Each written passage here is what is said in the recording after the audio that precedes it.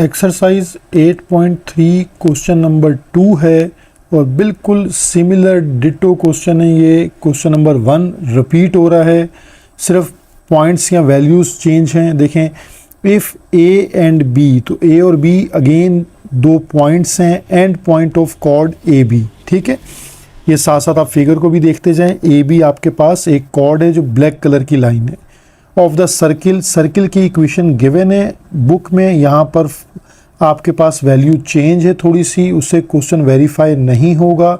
तो correct value है यहाँ पर, यानी जो चेंज है वो सिर्फ ये वाला पार्ट चेंज है, -3 वाला। ठीक है, यहाँ 5 है बुक में और एक्चुअल वैल्यू ये -3 है, तो ये चेंज है इसमें। ठीक है, अब आपके पास देन शो दैट, हमें प्रूव करना है the line from the centre, यानी लाइन जो सेंटर से आती है of the circle is perpendicular to A B. यानी एक तो हमें प्रूव करना है कि बोथ आर परपेंडिकुलर, यानी जो लाइन सेंटर से आ रही है वो सी डी है और कॉर्ड जो है वो ए बी है, तो दोनों परपेंडिकुलर हैं, दोनों के स्लोप्स की प्रोडक्ट इक्वल टू -1 आनी चाहिए।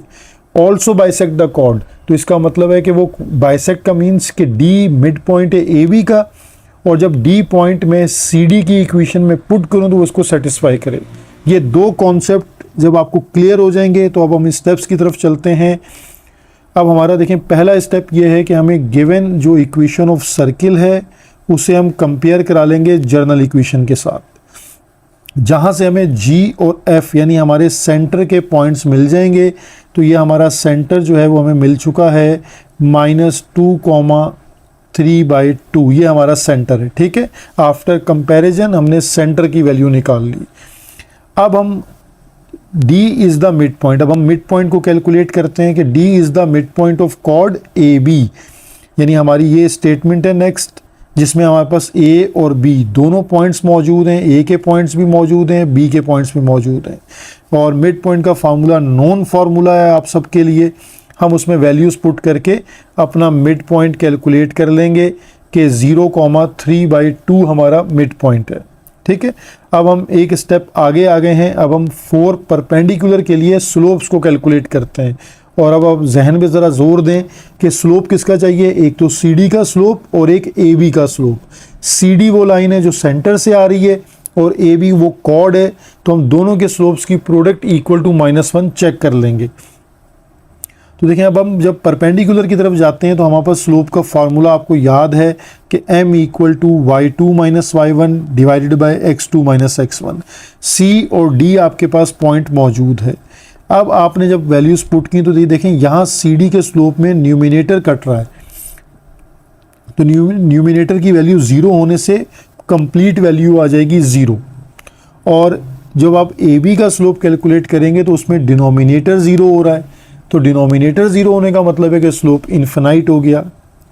ठीक है, दोनों स्लोप जब कैलकुलेट कर लिए तो अब इसको कैसे आप प्रूव करेंगे। देखें, अगर स्लोप 0 है, इफ़ MCD = 0, सो अब हम इससे क्या समझते हैं, so line is parallel to x axis. इसका ये मतलब होता है अगर किसी लाइन का स्लोप जो है वो आ जाता है 0, इट मीन्स कि वो line parallel to x axis है। और इसी तरह इफ़ लाइन या कॉर्ड, जो भी आप इसमें आप यूज़ कर लें, लाइन या कॉर्ड, ठीक है, ए बी इसकी बात हो रही है, तो इसका जो स्लोप है MAB वो आ गया है इन्फिनिटी। इट मीन्स, इसका मतलब आप क्या समझेंगे, इन्फिनिटी आने से क्या मतलब होता है। इट मीन्स कि जो लाइन AB है आपके पास, AB line is parallel to Y axis, वो Y एक्सिस के पैरेलल है।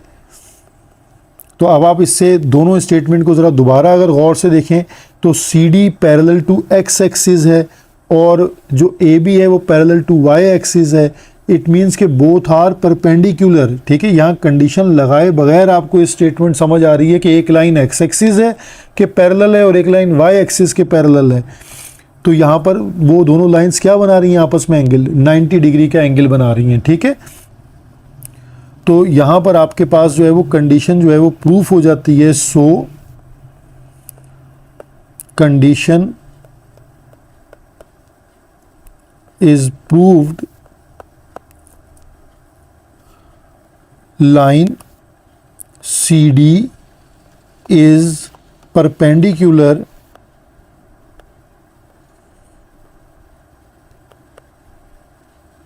to chord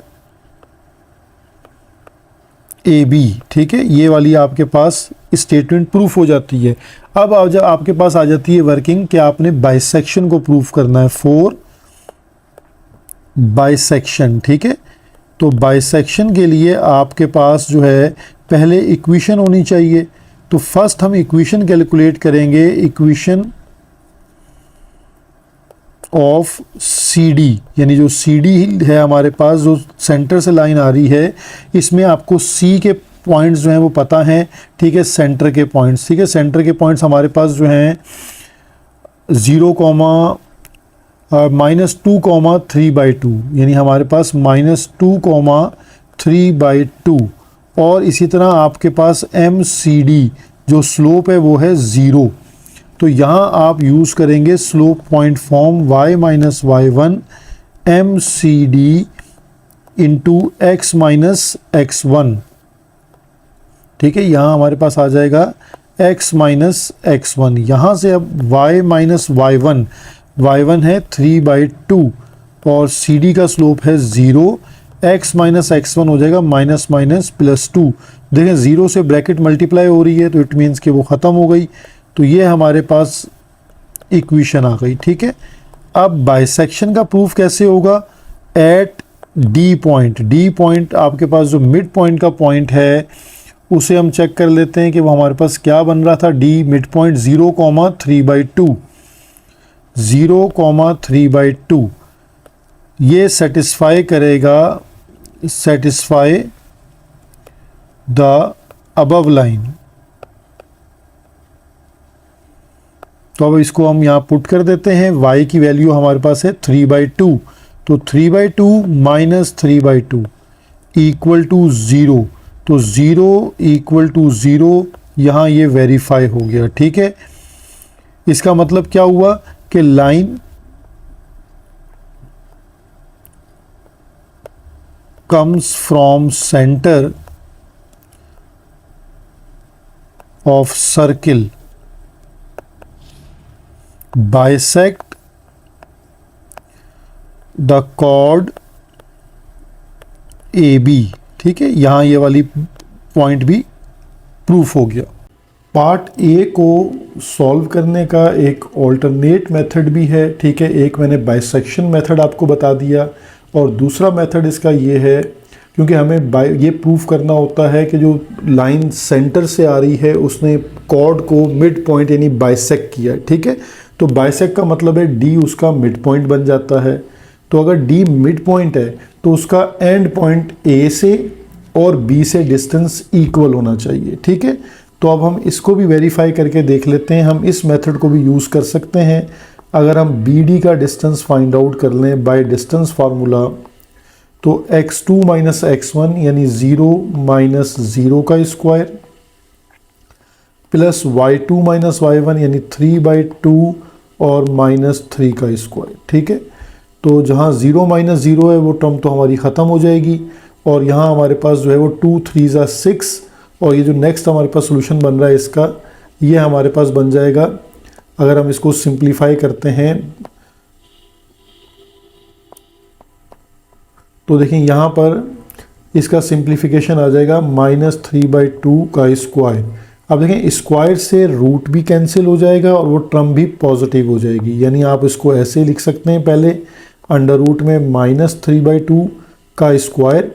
तो स्क्वायर से जब रूट आप ख़त्म कर देंगे तो ये मतलब माइनस साइन ख़त्म कर देंगे तो ये -3/2 हो जाएगा और स्क्वायर से रूट कैंसिल कर देंगे तो ये आपके पास टर्म आ जाएगी जस्ट 3/2 यूनिट। ठीक है, तो ये एक चीज़ आपके सॉल्व हो गई। अब सेम आप फार्मूला लगाएंगे AD के ऊपर। ठीक है, बाय डिस्टेंस फार्मूला AD को सॉल्व करते हैं तो x2 - x1 अगेन 0 - 0 का स्क्वायर और प्लस 0 - 3/2 का स्क्वायर। ठीक है, अब ये देखें पहली टर्म 0 - 0 होने की वजह से ख़त्म हो जाएगी और ये जो दूसरी टर्म है आपके पास 0 - 3/2 ये आपके पास रह जाती है -3/2 का स्क्वायर। तो अगर डायरेक्टली देखें तो स्क्वायर से माइनस भी ख़त्म हो जाएगा और स्क्वायर रूट भी कैंसिल हो जाएगा। तो अगेन आंसर आ जाएगा 3/2 यूनिट। ठीक है, तो इससे आपके पास AD जो डिस्टेंस है इक्वल टू BD डिस्टेंस, ठीक है, और both are equal to 3/2 unit. तो इससे भी आपके पास वेरीफाई होता है कि वेरीफाई हुआ ये कि line comes from center, bisect the chord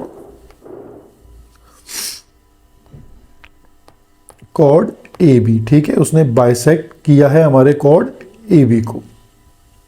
question number 2 का पार्ट B है, the line from the centre of the circle to the mid point of the chord AB। ठीक है, तो मिड पॉइंट D था, तो CD लाइन की बात हो रही है, इस परपेंडिकुलर। तो हमें सिर्फ स्लोप की कंडीशन को वेरीफाई करना है, बिल्कुल सादा सी बात है, अगेन रिपीट हो रही है।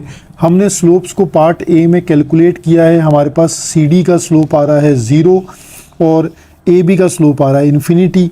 तो जब किसी लाइन का स्लोप 0 आ जाता है, इट मीन्स कि वो पैरेलल हो जाती है x एक्सिस के। और अगर किसी लाइन का स्लोप इन्फिनिटी हो तो मुझे कहते हैं कि वो लाइन पैरेलल है y एक्सिस के।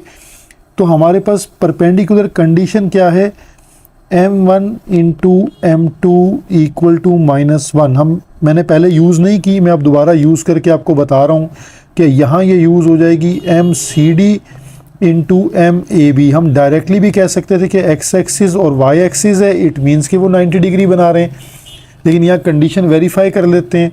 तो MCD की वैल्यू हमारे पास है 0 इंटू MAB है इन्फिनिटी, ठीक है, -1। अगर आप इस 0 को शिफ्ट कर दें राइट वर्ड तो इन्फिनिटी इक्वल टू -1/0। देखें दोबारा डिवाइड बाय 0 हो गया, तो इन्फिनिटी इक्वल टू इन्फिनिटी। यहाँ कंडीशन भी वेरीफाई हो गई।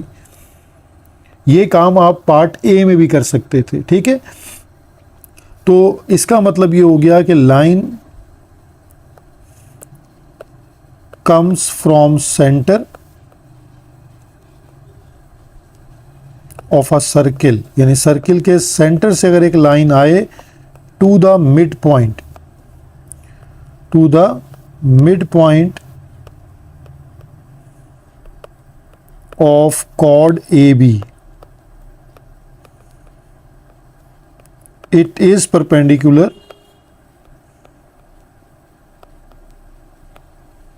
तो वो लाइन क्या होगी, परपेंडिकुलर होगी। ठीक है, ये हमारा प्रूफ हो गया।